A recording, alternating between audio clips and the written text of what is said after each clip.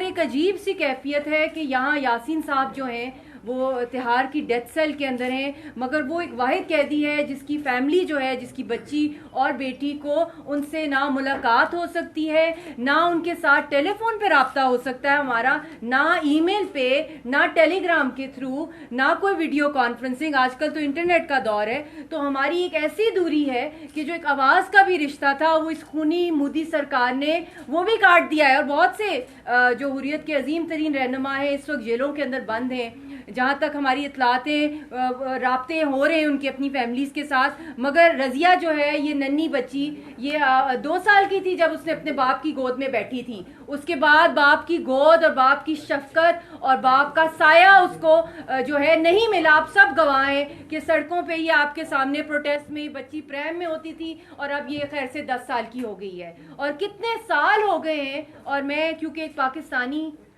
थी जो पहली दफ़ा as a Pakistani public figure बनी, जब मेरी यासीन साहब जैसे एक अजीम मुजाहिद रहनुमा के साथ जब शादी हुई, तो मैं मकबूजा जम्मू कश्मीर गई तो उधर मुझे लोगों ने कहा कि आप कश्मीर की बहू नहीं, कश्मीर की बेटी हैं। तो मेरे कंधों पे एक बहुत भारी जिम्मेदारी आ गई। एक तो यासीन साहब की तहरीक के हवाले से हौसला रखना, क्योंकि यासीन साहब से शादी का मतलब है कि पूरी तहरीक से करना।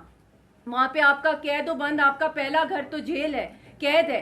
तो इस 13 साल की शादी के अंदर हमारी माशाल्लाह से सिर्फ 60 डेज हमने इकट्ठे गुजारे प्राइम मिनिस्टर साहब। और ये ह्यूमन ट्रेजिडी है। मैं ये नहीं कह रही कि मैं आपको गिनवा रही हूँ दिन। मेरा हर मुमकिन कोशिश होती है कि मैं आसिया अंद्राबी साहिबा की बात करूँ, उनके बच्चों, उनके हस्बैंड डॉक्टर पख्तू की बात करूँ, शबीर शाह साहब, उनकी फैमिली, उनकी बेटी, उनकी बीवी के साथ जो कुछ हो रहा है, मैं सब की बात करूँ, क्योंकि ये मैं अपने दिल से भी करती हूँ, सईद अली गिलानी साहब की, और ऊपर से मुझे यासीन साहब की तरफ से भी बहुत स्ट्रिक्टली कहा जाता है कि जब आप कॉज की बात करती हैं तो आपने सारे रहनुमाओं की। मगर आज मैं मजबूर हूँ प्राइम मिनिस्टर साहब, I am really in a desperate situation right now, and I am appealing to the world bodies, to the international world, to the United Nations, to all the human rights organizations around the world, that as a wife today I'm appealing, and as a child, क्या कसूर है रज़िया सुल्ताना का? वो एक कश्मीरी है, क्या ये कसूर है इसका? और वो उसका बाप और वो उसका खानदान और हर कश्मीरी जो है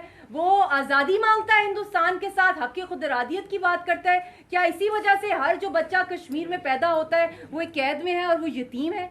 तो मैं आपको चाहूँगी कि आप इसके अंदर जो कहें, मेरी बस एक ही डिमांड है पाकिस्तान की हुकूमत से भी और आज़ाद कश्मीर की हुकूमत, क्योंकि बेस कैंप है, आप सबसे मैं ये कह रही हूँ कि मैं एक पाकिस्तानी सिटीज़न हूँ, बेशक मैं कश्मीर की बेटी हूँ, मगर जिस तरीके से दहशतगर्द कुलभूषण यादव का केस जो था, उसकी बीवी और उसकी माँ को लीगल असिस्टेंस दी गई हिंदुस्तान की हुकूमत की तरफ से, मैं चाहती हूँ कि हमें लीगल असिस्टेंस दी जाए और इस मैटर को रोकने के लिए जो ये उनको फांसी या उनको उम्र कैद का जो फैसला सुनाने लगे हैं, या जो उनको जेल के अंदर ही मारने के मंसूबे हैं, जो उनको मारा पीटा जाता है, उनको इलाज नहीं कराया जाता, कि उनकी जान को सख्त खतरा है। एक एक लम्हा जो है इस वक्त क़यामत गुजरी है कि उनकी ज़िंदगी को इतना खतरा है। मैं अपील करती हूँ, क्योंकि फैसला जो भी हो इंटरनेशनल कोर्ट ऑफ जस्टिस में या किसी भी इंटरनेशनल अदालत में, हमारा कोई भी केस किसी कश्मीरी कैदी का फॉल ही नहीं करता अंडर इंडियन पीनल कोड।